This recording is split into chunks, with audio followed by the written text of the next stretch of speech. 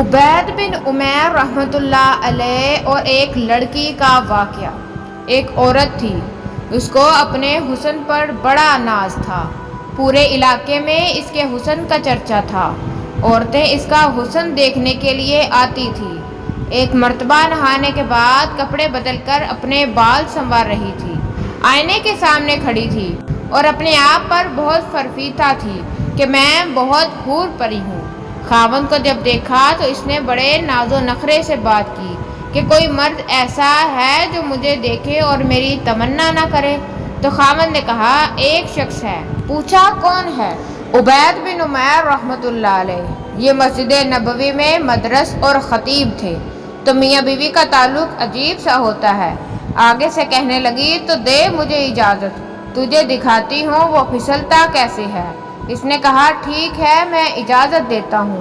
عورت کو اجازت مل گئی اور وہ نکلی اور پھر مسجد کے دروازے پر آ کھڑی ہو گئی۔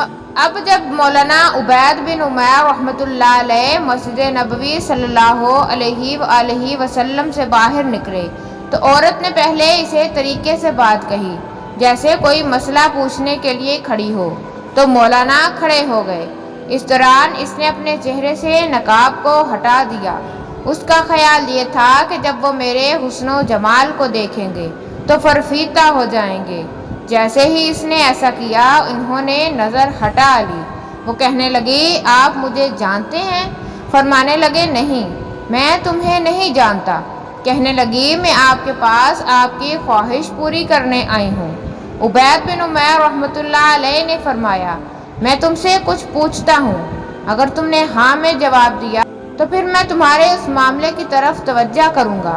عورت نے کہا آپ جو بھی پوچھیں گے میں اس میں آپ کی ہاں میں ہاں ہی ملاؤں گی۔ عبید بن عمیر رحمۃ اللہ علیہ نے فرمایا مجھے یہ بتاؤ کہ جب ملک الموت تمہاری روح قبض کرنے کے لیے آئے گا تو کیا تمہیں یہ بات خوش کرے گی کہ میں نے تمہاری یہ ضرورت پوری کی ہو؟ عورت نے کہا اللہ کی قسم نہیں۔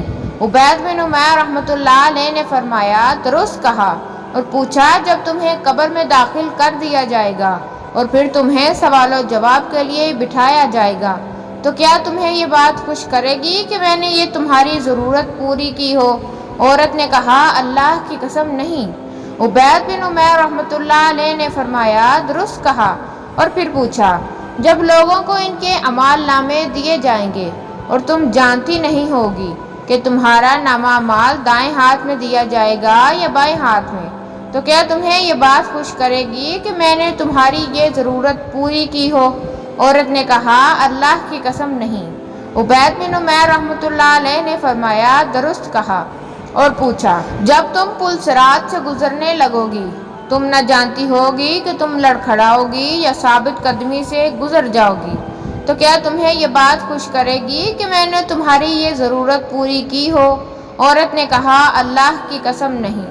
عبید بن عمیر رحمۃ اللہ علیہ نے فرمایا درست کہا، اور پوچھا جب اعمال تولنے کے لیے ترازو پر لائے جائیں گے اور تم نہ جانتی ہوگی کہ تمہارے نیک کاموں کا پلڑا بھاری ہوگا یا ہلکا، تو کیا تمہیں یہ بات خوش کرے گی کہ میں نے تمہاری یہ ضرورت پوری کی ہو؟ عورت نے کہا اللہ کی قسم نہیں۔ عبید بن عمیر رحمۃ اللہ علیہ نے فرمایا درست کہا، اور پوچھا اور جب تم سوال و جواب کے لیے اللہ کے سامنے پیش کی جاؤ گی تو کیا یہ بات تمہیں خوش کرے گی کہ میں نے تمہاری یہ ضرورت پوری کی ہو؟ عورت نے کہا اللہ کی قسم نہیں۔ عبید بن عمیر رحمۃ اللہ علیہ نے فرمایا درست کہا، اور فرمایا اے اللہ کی بندی، اللہ کی ناراضگی اور عذاب سے بچو، اس نے تمہیں اپنی نعمتیں عطا کی ہیں اور تمہارے ساتھ اچھا سلوک کیا ہے۔ دیکھو کیوں ایسے کام کے بارے میں سوچتی ہو جس سے تمہیں دنیا میں بھی ذلت ملے گی اور آخرت میں بھی ذلت ملے گی۔ اب یہ الفاظ ان کے منہ سے اتنے درد سے نکلے وہ شرما گئی اور شوہر کے پاس واپس آ گئی۔ تو اس نے پوچھا کیا کر کے آئی ہو؟ عورت نے کہا کیا مرد ہی نیک ہوتے ہیں؟ عورتیں نہیں نیک ہو سکتی؟ میں بھی نیک بنوں گی۔ اس کی زندگی بدل گئی۔ اس کے بعد روز وہ خاوند سے پوچھتی عشاء کے وقت کہ تمہیں میری ضرورت ہے؟ اگر ہاں کہتا تو وہ وقت خاوند کے ساتھ گزارتی، اگر وہ کہتا نہیں تو جبہ پہن لیتی، ساری رات مصلے پر عبادت کرتی۔ اس کا خاوند کہا کرتا تھا، پتہ نہیں عبید بن عمیر نے ایک فقرہ بول کر میری بیوی کو نیک کیسے بنا دیا۔ ایک وقت تھا ناز و نخرے سے میں تنگ آ جاتا تھا، اور پھر جب بھی میں اسے دیکھا مصلے پر ہی دیکھا۔ شکار کرنے کو آئے، شکار ہو کے چلے گئے۔